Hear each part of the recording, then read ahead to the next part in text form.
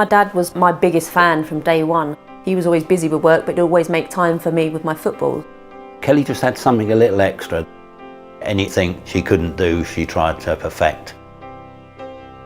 She started playing probably when she was 5 or 6 years old. And obviously Dad's taxi became part of it. On the way to the game, we talk about anything and everything. My day at school, how I got on in my exams, about my dog. But on the way home, that was our football chat. We'd discuss the tactics of the game and the goal I scored. The time that we spent in that car, it was very special. If it weren't for the car journeys, I don't think we would have spoken half as much as what we did. It was our space in that car, and there was no interruptions. It was like my little safe haven. I was with my dad and he was looking after me. And then came America, and it was a difficult time for the whole family. I was 16 years old when I was offered a soccer scholarship to go to America and play football, and it was a massive decision. I know my dad wanted me to live my dream, but he didn't want me to go because he was losing his little girl. Nobody wanted her to go, but it was the best thing for Kelly's career. When we came back from the airport, the house seemed so much quieter. You miss the tap, tap, tap of the ball in the garden.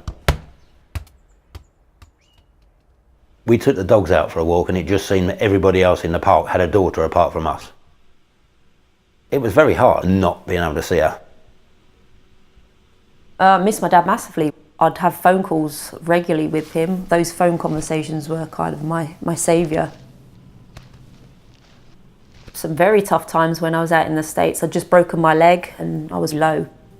She's sitting there unable to do what she loves doing. She got very down. I didn't know what way to turn. I was speaking to my dad, crying on the phone, saying, you know, this is it now. And he flew out to New Jersey, you know, a few days later to help me.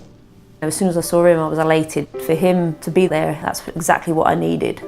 He saved me because I wasn't in a good way, and he knew that. He knew me, got me back home, and then, you know, I was better after that. She had to toughen up at that point. Those 7 years out in America made Kelly the person that she is today.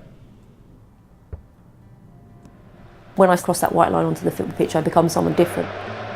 I'm an animal. I want to challenge, I want to fight for the ball, I want to win at all costs. The drive that I have is purely down to wanting to be the best I can be.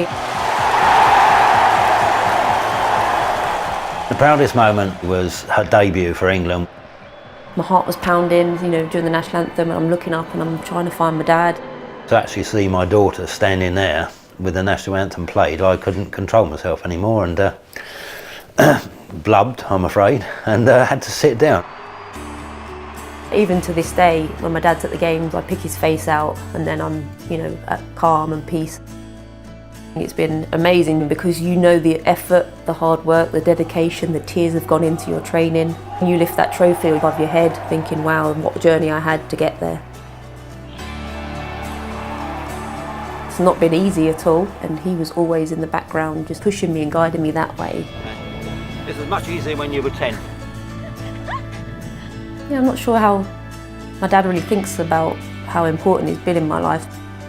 If it wasn't for him, I wouldn't have reached those levels at all. He's such a good dad.